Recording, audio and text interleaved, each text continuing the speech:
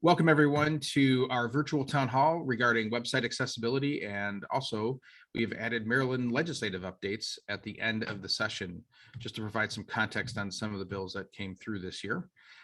Want to welcome our stalwart, our MVP as we like to call him, John Bredehoff from Kaufman and Knowles, for joining us. I'll just be serving as a moderator and the question provider. If you have any questions or if you have anything that you'd like to ask, please use the chat feature at any time, and we will be sending a link to the recording and the slides later this afternoon to everyone. So if there's something that you would like more information on, at the end of the slide deck are the contact information for myself, for Michelle, for Rory, or Andre if you have any specific questions.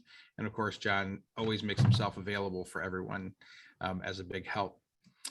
So not that John needs any introduction, but I just want to thank John. John and Kaufman and Knowles were part of this discussion about ADA and websites going back several years to when we did the first webinar on the issue of the lawsuits that were going on with ADA, and they provided a great deal of guidance and help and support disclosures that credit unions were able to do to protect themselves.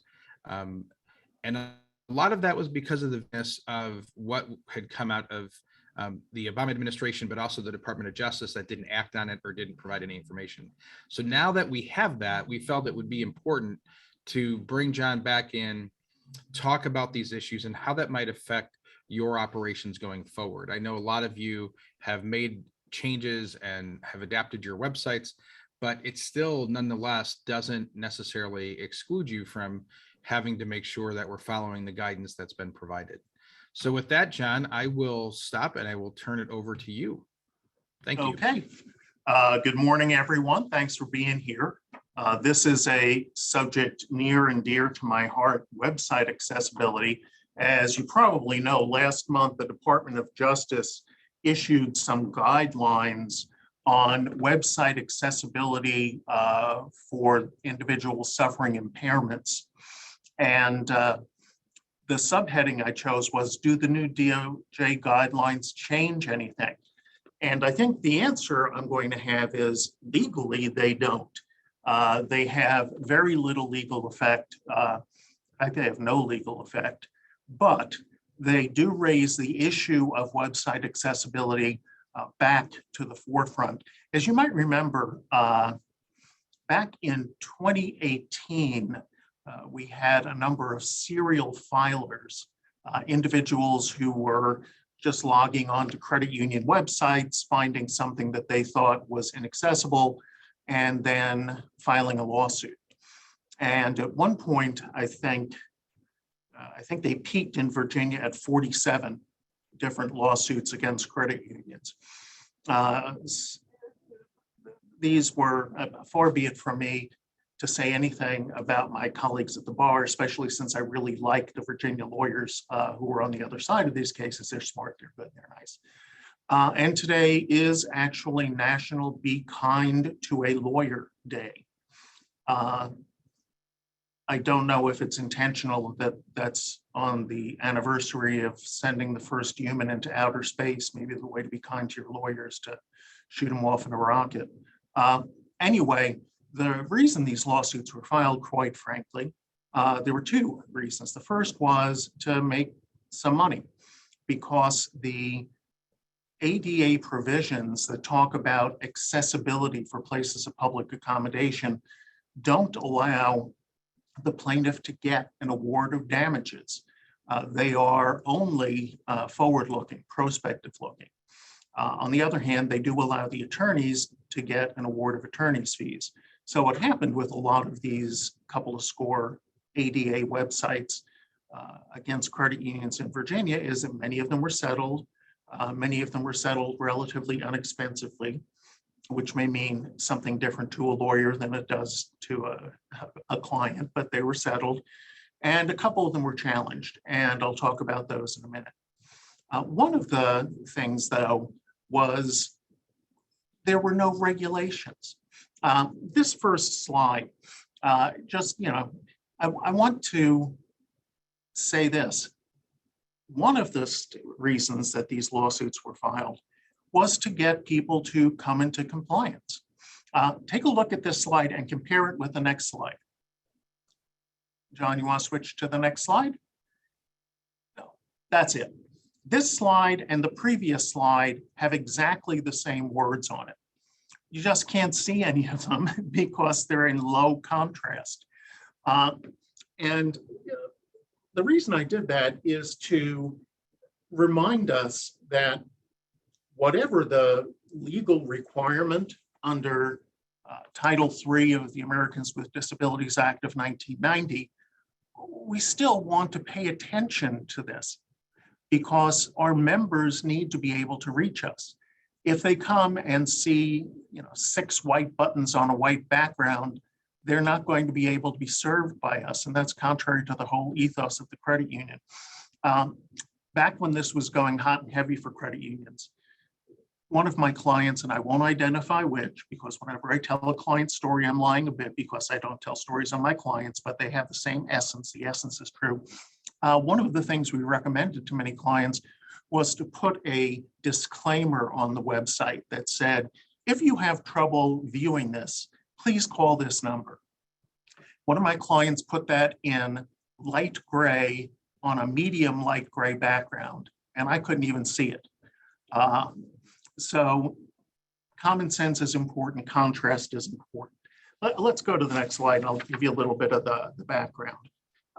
We were, in fact, the first business, the first industry, the first group targeted by serial filers. There were credit unions sued in Virginia, also down south in Alabama and Mississippi, up north in Minnesota, and of course in California. And then these lawsuits went away. Why did they go away? Well, think again about how the lawsuits came to be. Someone found an individual, a lawyer found an individual with disabilities, or maybe the individual with visual disabilities found the lawyer, and they went on 40 or 50 credit union websites to see if they could read everything or get through all the texts, or whether there was alternative text under the regular text, and then sued everybody who didn't. Well, that dog doesn't hunt. Maybe it does for banks if you assume that websites are places of public accommodation, but it doesn't hunt for credit unions, because unless you're a member of a credit union, or at least in the membership field, you don't have standing to sue the credit unions. And this was one of the first things we said when we started seeing these cases. And we did get 5 of the cases, all the cases that we litigated, thrown out by the federal court on that basis. And a couple of them were appealed up to the Court of Appeals for the Fourth Circuit, which includes Virginia and West Virginia, Maryland, North and South Carolina. And the Court of Appeals agreed with us in this case against one of my delightful clients, the Department of Labor Federal Credit Union. They said, look, Mr. Griffin isn't in the membership field. He can't get in the membership field. Therefore, he's not suffering any injury by his inability to read the website. Therefore, it's not a case or a controversy. Fascinating constitutional doctrine, the development of which I would be delighted to go into at great length at some other time, but probably not this morning. And they threw out the cases. So credit unions were safe from lawsuits by people who didn't fit within the membership field. But even back then, back at the beginning, this was at the very beginning of 2019, this decision came up. We were telling folks, this doesn't help you if your members or someone within your field of membership sues. So although the cases went away in Virginia, and this was great, and it was in all the newspapers, and for about 30 seconds of fame, I was a celebrity in the Americans with Disability website community, which consists of 3 people. This was great. The credit union lawsuits went away, but it doesn't mean that you don't have to have an accessible website. It just means that the only people who can sue you are members or those in your membership field. And I was saying that then, and I'm saying it now. You want to have an accessible website because that's the way to serve your members. Now, before last month, the Department of Justice waffled all over the place. And if we go to the next slide, they've been doing this waffling since the ADA was passed. On the next slide, you can see the ADA was passed in 1990. And I'm so old, I still think that that's a recent law, even though it was 32 years ago. But Title III of the ADA, which governs reasonable accommodations and accessibility by places of public accommodation. Title III was passed in 1990, and there's a specific part of Title III that says, Department of Justice, you must issue regulations for all covered facilities by 1991. And the DOJ issued regulations. They didn't all come out by 1991, but they eventually issued regulations. And there's a book about this big that has incredibly detailed drawings about accessibility for places of public accommodations. It includes, for example, how many millimeters toilet paper holder bars have to be away from the supporting wall. It includes regulations on which side of the commode the flush level should be on. And, just everything you'd imagine about places of public accommodations, but it has said nothing at all about cyberspace. Word one about websites, as you'd expect, 1991, but they continued to issue these regulations all through the 90s and all through the aughts. Not a single one about websites. So you would think that that would sort of settle it. DOJ has to issue regulations for everything that's covered. They've never issued a regulation about websites, therefore it's not covered. No, the Department of Justice, despite the absence of regulations, started suing people for some of them for websites, some of them for Jumbotron transmissions, some of them for telephones. And finally, in the year 2010, the Department of Justice issued a formal document. If you're familiar with how the federal government works on notice and comment rulemaking, they issued an ANPR, or what everything is said here, all of the DOJ's documents call it an ANPRM, an advance notice of proposed rulemaking on website accessibility. And it said, we're thinking about this. We want to know what should be the regulations, if any, and we want to know what your comments are. And they took comments for a long time. And in that 2010 advance notice of proposed rulemaking, the Department of Justice said, hey, we think that you should make your websites compliant by including an alternative means of access. For example, a telephone number people can call if they can't use your website. And when these lawsuits started coming down the pike in 2018, that essentially was all DOJ had said on this. We want your ideas. There might be regulations, there might not. Oh, and by the way, put your phone number on your website. Next, if you would. In 2015, this is not a formal regulatory document, but they're supposed to put it out every year. The department said, we're reviewing the public comments we've received. We've decided that we can't do anything right now, that we're actually going to work on Title II regulations, which is state and local governments. And, we'll get back to you. We should have some rules by 2018. And of course, nothing happened at all. The next thing that happened with the Department of Justice's rules is in December of the very end of December. This came out between Christmas and New Year's. On the next slide, in December of 2017, it withdrew its advance notice of proposed rulemaking and said, well, we're still thinking about whether regulations are necessary or appropriate.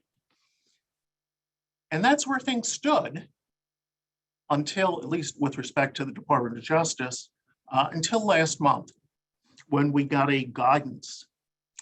And guidance is it's not really a term of art. It's a new lawyer weasel word that is being used by the federal government more and more. During the pandemic, the EEOC didn't issue regulations, they issued guidances. The CDC didn't issue regulations or requirements, they issued guidances. Essentially, what we think you should think about when you're thinking about this. So the first thing you should know is that the Department of Justice's guidance is not a regulation. It is not mandatory.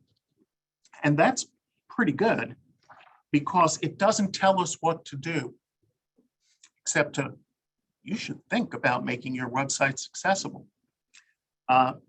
Here's what the story is. The guidance says, and this is the Department of Justice talking, we have always taken the position that the ADA's requirements apply to websites. And then as authority for the guidance, it actually cites 4 cases where the Department of Justice sued companies, and the companies didn't fight back, and they entered a consent decree to change their websites. Those have no legal significance. So the guidance is not mandatory. The guidance isn't a regulation. It is premised on consent decrees that have no legal significance. Why are we worried about it? It's a public statement that has gotten some legs in the press where the DOJ says websites are covered by the ADA. Now, legally, does that mean websites are covered by the ADA? No, it doesn't. Agencies say things that are wrong all the time. In fact, if websites were covered by the ADA, the Department of Justice was supposed to issue real mandatory regulations back in 1991. And we would have been going through the 4th version of those regulations, just like we're going through the 4th version of toilet bowl cover regulations under Title III. And the regulations, if they were in fact regulations, would tell us what to do. They don't. For example, you should read the guidance because it's very pleasant, and unfortunately, it is not hard to read. Here are the things it tells you to do. Don't use poor color contrast, like in that first slide where I was writing with white on white. Do not use light gray text on a light colored background. Well, okay, if you're still doing that, this guidance won't help you. Have alternative text on images. That's mostly everybody has that now. Alternative text on an image means when the user, the member, the person who's reading the website takes their mouse and hovers the cursor over a picture, it says, this is a picture of a dog. And most websites already incorporate that. No captioning on videos. Most videos are captioned. And do not have mouse-only navigation, because people who can't use a mouse won't be able to navigate your website. Okay. Those are barriers to accessibility that at least they mention, and you should know about them, but you already do know about them. One of the big fights back in 2018, 2019, not only in Virginia, but nationwide, and not only for credit unions, but again, nationwide throughout a variety of businesses, was what standards apply. And virtually all of the plaintiffs who were suing companies with websites said, you need to use WCAG, Web Content Accessibility Guidelines, WCAG version 2.0. Does the guidance say to use that? No. The guidance that the DOJ has given us says existing technical standards provide helpful guidance. You should read WCAG. I mean, the most recent WCAG guidelines are back from June 2018. They're 2.1. 2.2 is draft, but the WCAG guidelines don't say you need to do this technically, you need to do this technically. They are what are called non-technical but testable requirements. Okay. And there are things like, I mean, WCAG guidelines says have high contrast when you're writing. I mean, that's a WCAG 2.0 guideline. But this guidance neither requires the use of 2.0, 2.1, or even 2.2 when it's finalized. Now it's just a discussion draft. Nor does it say if you have WCAG 2.1, 2.2, that you're in compliance with the law. It doesn't stop people from suing you. The other thing you should note is that in 2.2, which should be finalized now, the comment period was over in the middle of last year for WCAG 2.2, although it's still in draft form. They try to address not only visual impairments, and that's 100% of what these cases have been about, but individuals who have cognitive, language, or learning disabilities. And the World Wide Web Consortium, the people who put together the WCAG guidelines, say, look, we've been trying to figure this out. We have no consensus on how to address those. We have no consensus on how to have testable guidelines on that. We just don't know. So that certainly tells you what to do, right? Let's go back to the previous slide. I do want to mention something, which is that while the Department of Justice does quote from its own cases that it didn't have to litigate, it does not even mention the most recent federal case, and it was from the summer of last year, to address whether a website is even covered by Title III as a place of public accommodation. The most recent federal case came out of the 11th Circuit down south. It was the Winn-Dixie case. In there, the district court, the federal trial court, held that websites were covered. This was important. The guy needed, the visually impaired individual plaintiff needed access to the website to be able to renew his prescriptions. And the 11th Circuit, in a decision that came down in 2021, said, nope, websites are not places of public accommodation. They don't have to comply with Title III of the ADA, period. How does the Department of Justice address that issue in the new guidance? They don't say a word one about it.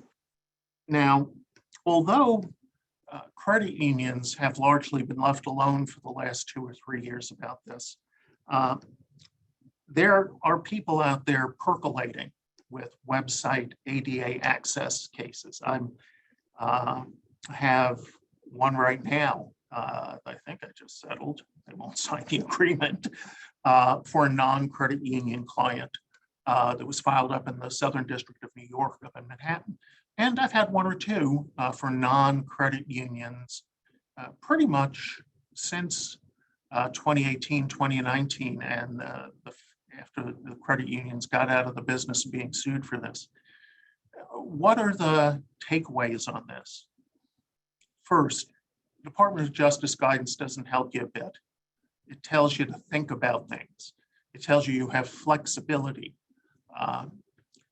It tells you what to think about in terms of barriers to accessibility, but it doesn't tell you what to do.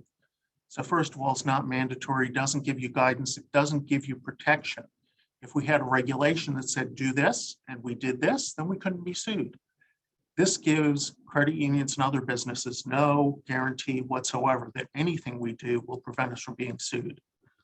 Second, by bringing the issue back up in a fairly public way, it may revitalize litigation. And some of that litigation, I'm sorry, there was a question, has the sound cut out? Usually I speak loud enough that even if it doesn't come through the computer, you can hear me for most of Southern Maryland. I can still hear you, Jen. I don't know Okay. if Becky's. Okay, we're doing mostly okay. Okay. Well, I am pretty much finished. I just wanted to say that be careful because this may revitalize those people who are interested in suing, and we're not going to get out the next time around on standing issues because they're going to find members or people within the field of membership. And it's just the right thing to do to have your website accessible. That's pretty much what I wanted to say on that, John. I mean, it's interesting, it's nice, but it doesn't help us and it may hurt us by giving publicity to the issue. Yeah, I think there was probably a lot of questions people have that are on, and folks, please jump in with questions, because I think this was one of the real key issues, is because the DOJ had been so vague, was one of the reasons why people thought, right, that invited these lawsuits. We were fortunate in our circuit when you all were especially successful with the Department of Labor, and then that was so, you know, we had the benefit of precedent here locally.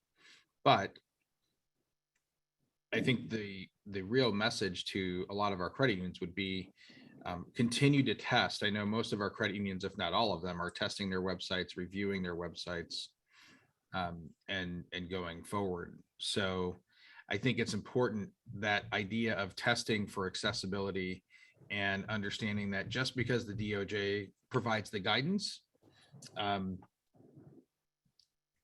doesn't absolve us from, or doesn't eliminate the possibility of somebody suing. Exactly. Whenever you have your website upgraded, you should make sure to put in the contract that the website designer is going to be aware of and comply with WCAG 2.1 or 2.2 when it comes out. It should not be a major expense item if it's incorporated in an update, and it's the right thing to do. Now, there are 7 fascinating issues of administrative law that I would love to have a credit union pay me a couple $100,000 to argue to the Supreme Court as to why we shouldn't do anything. Nobody wants to do that. If you do want to pay me a couple $100,000 just to argue fascinating things to the Supreme Court, shoot me an email. Most people. Well, I think one of the things that keeps coming up to me is that idea of and the concern that a lot of our credit unions had, that actually came out kind of in phase 2 of the lawsuits, was the concern when your people had their credit union websites were in good shape and were accessible, didn't have the issues. It was when they might add a third party calculator or a link to or they have another program, whether it was a calculator for, what's my current life disability cost going to be, something like that, that if that site or that component from the third party wasn't accessible, then there were still, not locally, but in other jurisdictions, there were lawsuits for that. And I think that's one of the things, just a reminder to folks as we go through this, just to be careful, because that can create an issue if you're not careful. That's right. And that's another, drafting reminder when you have your agreement with somebody who's providing third-party service on a click-through through your website. There should be both a requirement that there be accessible and that they indemnify you if somebody sues you. Now, will that protect you? And in all circumstances, probably not. There were a number of those cases elsewhere in the country predicated on third-party websites. Most of them, I can no longer say I've read every single one that's ever been decided, because there are now hundreds and hundreds. But the vast majority of those were unsuccessful. But that still doesn't mean that you won't get sued for it, and you could be one of the 40% who lose. So it's important to guard against that in your documentation. Right. So are there any questions from the audience? Anyone that would like to, if you'd like to ask a question, please put it in the chat or the Q&A. We're going to I thought we could jump, John, to a little bit of the Maryland session, provide all of you a couple of updates that definitely have an impact. I would be remiss if I didn't mention that we will be having an update on what went on down in Maryland. Oh, here's a question. Hold on. If a credit union uses a website ADA compliance tool and can demonstrate the ADA is ongoing high priority, such as monthly ADA reviews and updates, are you at lesser risk of a successful lawsuit? Yes, but the problem is the lawsuit doesn't have to be successful to be a real pain in the patootie. If you count favorable settlements, I don't think there were any successful lawsuits in Virginia. But there were thousands or tens of thousands or more dollars in settlements and legal fees and the potential for opposing legal fees, and quite frankly, the waste of management time and the distraction that they caused. So if you have an ADA compliance tool and you have monthly reviews, you are not going to lose an ADA lawsuit. The problem is that doesn't immunize you from being sued because we don't have regulations. I think if you have all that, I think the probability is we can negotiate, or your lawyer can negotiate, anybody can negotiate on it, not saying me, we could negotiate the dropping of the lawsuit. And in settling some of these suits, we did get them to drop lawsuits. But that still is annoying and costly. But you should do it. It won't prevent the lawsuit, but it'll keep your members happy. Well, no, and that's what it's about. The critical part, right, is to serve your member, but also protect the credit union as well. Correct. And it means you won't lose a lawsuit. I mean, there were so many of these lawsuits, none of them were really lost, some of them were settled.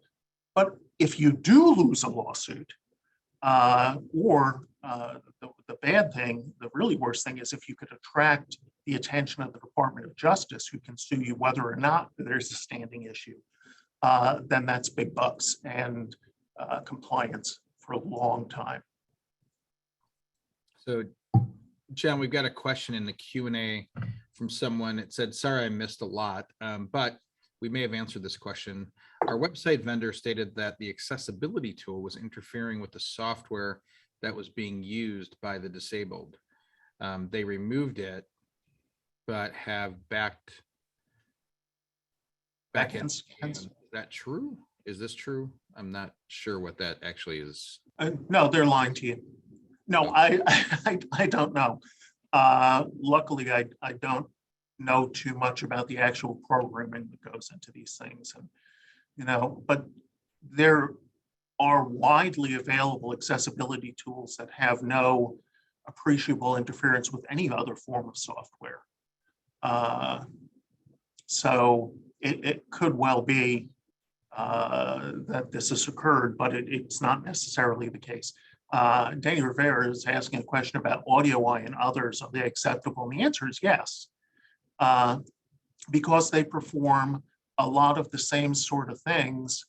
I mean, they're acceptable. They're fine.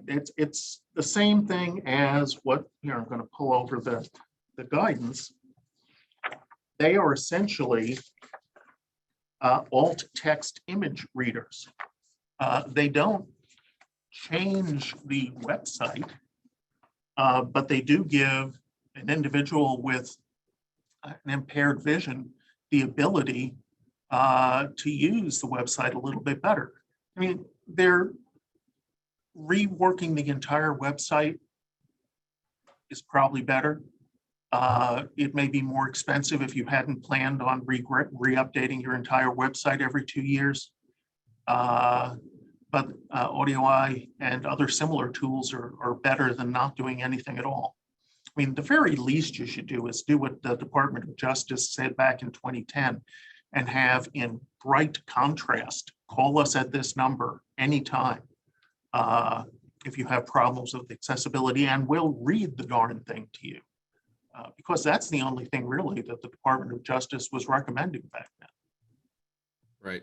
We have seen quite a few of our credit unions mention that their website providers have made adjustments. So the actual underlying site provides a lot of that versus having to use overlay. Right. And it depends who your website provider is, how it's hosted, how functional it is.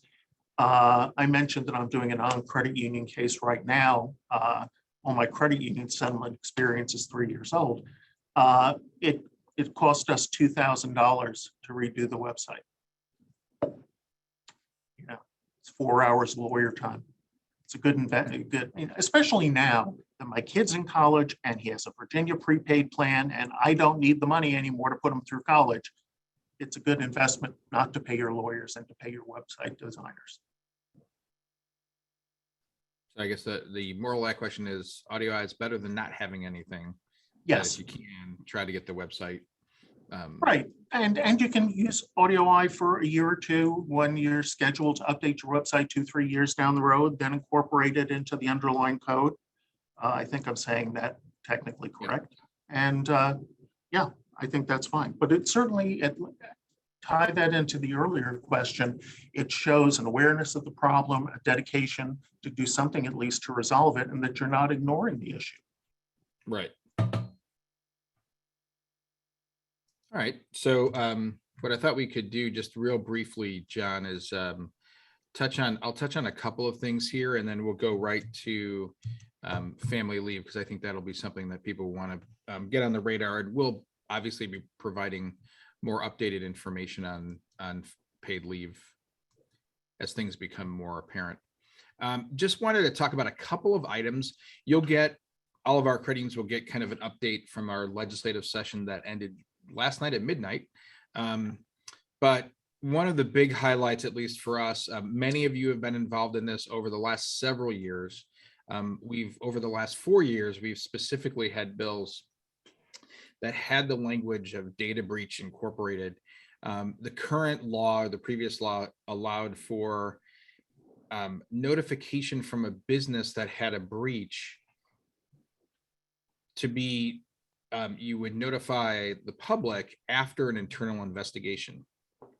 There were no timeframes put in that internal investigation.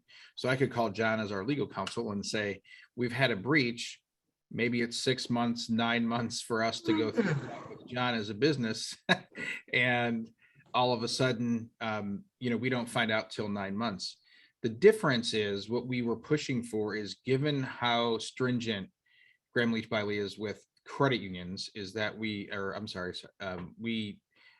wanted to make sure that there was a tighter restriction for businesses that have been breached. And the notification now says after discovery, it's 45 days. After discovery, there needs to be notification. So this was what we felt one of the big wins, is that it provides businesses would have to notify the public that there was a breach after 5 days. They can no longer wait 9 months, 12 months for an internal investigation.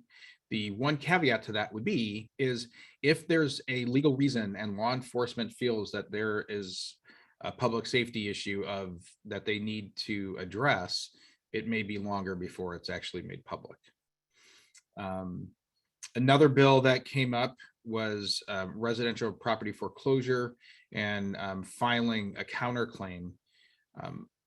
They wanted to change the statute of limitations and add another 9 years to where someone can file a counterclaim against the judgment. So that was defeated, and it was not able to get out of committee. But that was one of those bills that would create quite a bit of uncertainty for credit unions. So sometimes all of the work that gets done, as you all know, I think from a legislative perspective, sometimes it's passing bills and often it's killing bills.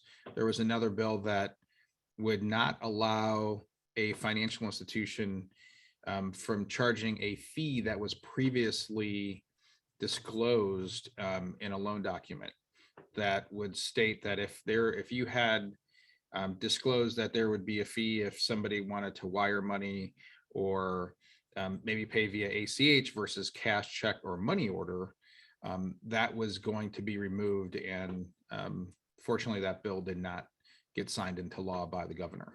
So those are just a little bit of things that went on in the session, just three kind of real quick ones with that data breach, because I know so many of you have been engaged with us and involved in either testifying, providing testimony, providing background. This has been helpful. This is step one, and we're going to keep pushing to have some type of requirement or some type of consequence also if people were negligent in creating the environment to make a breach happen. So Time to Care Act, Maryland Paid Leave, Senate Bill 275. I won't read through each of these individually. John has been involved and helping us make sure all of this makes sense. But in a nutshell, this will allow employees to take up to 12 weeks of partially paid leave. It doesn't change the definition of paid leave and what qualifies, but it does create an insurance pool that for workers and employers. However, the exact contributions of what this will mean to you as an employer is we won't know that until June 1st as we go through that. So the initial contribution percentage was 0.75% of an employee's wages. However, that was taken out of the final bill. So we'll see where that goes from here. It does not apply to employers with 15 or less employees, but it does. They won't be required to contribute to the program. However, their employees will do so and will also be eligible for that paid time off. So this will take effect January 1st of 2023. John, I'll turn it over to you. This is just kind of a nutshell. We'll be able to provide a deeper analysis later, but given that all of this is just fresh and less than 12 hours old. Yep, and the reason it's fresh and less than here it is. It's 40 pages or some such, and it was actually vetoed by the governor. But the legislature, no man's property is safe when the legislature is in session. They overrode the veto, so it is in fact the law. The bill is really very much like something the District of Columbia put into effect. They passed it a year and a half ago. The question is this in addition to FMLA leave they've used, even if they've used all their FMLA leave available to them? The answer is, based on my first analysis of this, no. There's a specific provision in the bill saying that the regulations that Maryland is going to have to adopt, COMAR regulations under this, shall be consistent with the regulations for the Federal Family and Medical Leave Act and the way all other states have done this, and this is about the 12th or 13th state to do this, is that the time is not additional time. This just provides, let me drop a footnote. The specific reasons that you can take leave under the Time to Care Act and under the Federal Family and Medical Leave Act are not identical, but they are very, very, very close. So leaving aside the fact that there might be a place where you could take leave under one and not the other, those would have that would almost never happen. It's possible, but it almost would never happen. If you're taking the leave under both, then the leave would run for the same period of time, but you'd be given the paid leave under the Maryland statute. One example where it's not the same is, and this is one of my favorite terms in the law, if you have a qualifying exigency. Under the Maryland law, if you have a qualifying exigency rising out of the deployment of a family member who is in the service, you get longer time under the Federal Family and Medical Leave Act than you do get paid leave under the Maryland law. But no, this doesn't mean that they get 24 weeks a year leave. Any other questions? Anyone with regards to this? Like I said, we'll be getting more detailed information out to everyone in the coming weeks, but wanted to make sure everyone was aware of this. Right, and as I read the statute, the regulations, by June, we should know what it's going to cost. By October 1st is the earliest that employers and employees are supposed to be paying into the system. October 1st of next year, 2023, not 2022. So we do have some time for this to kick in. The presumption is that employers are going to pay 3/4 and employees will pay 1/4. That may change. There's supposed to be a study every 2 years to figure out whether the state should be paying money into it.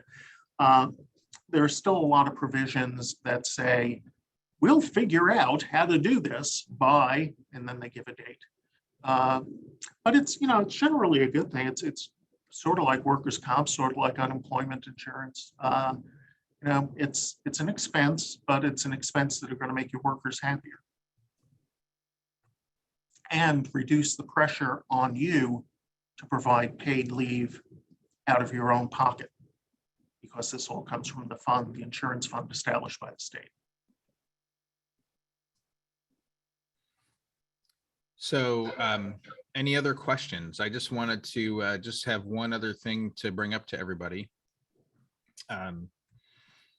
Is that many of you know that our advocacy luncheon was postponed this year, given all of the uncertainty with restaurant rules and different mandates. So we had postponed the advocacy luncheon. So we are going to have our advocacy luncheon. It's going to be this year on Tuesday, May 10th.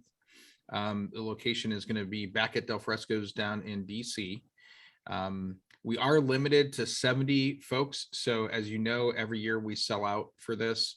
And Chairman Harper will be our speaker. So we'll continue our streak of being fortunate enough to have the chairman of the NCUA speak at our luncheon again.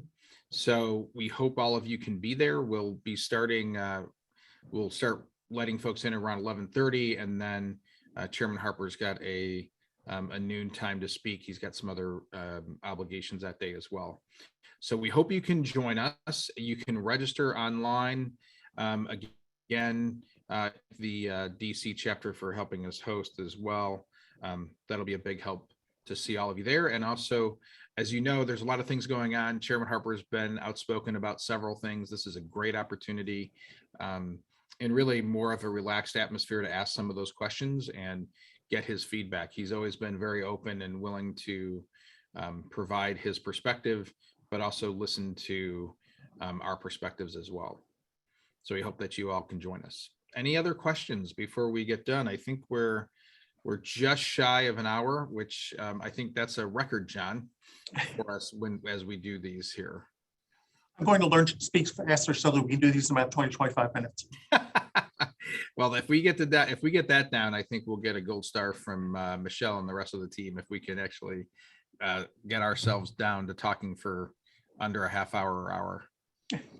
So, I'm a lawyer. I don't talk in other than 0.5 hour increments.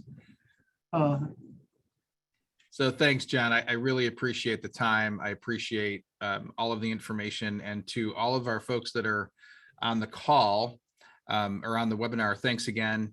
We will be getting this recording to you and the slides out to you later on, probably by tomorrow morning at the latest. So thanks, everybody, and we'll see you soon and see you on May 10th. Have a great week. Sounds great. Thanks, John.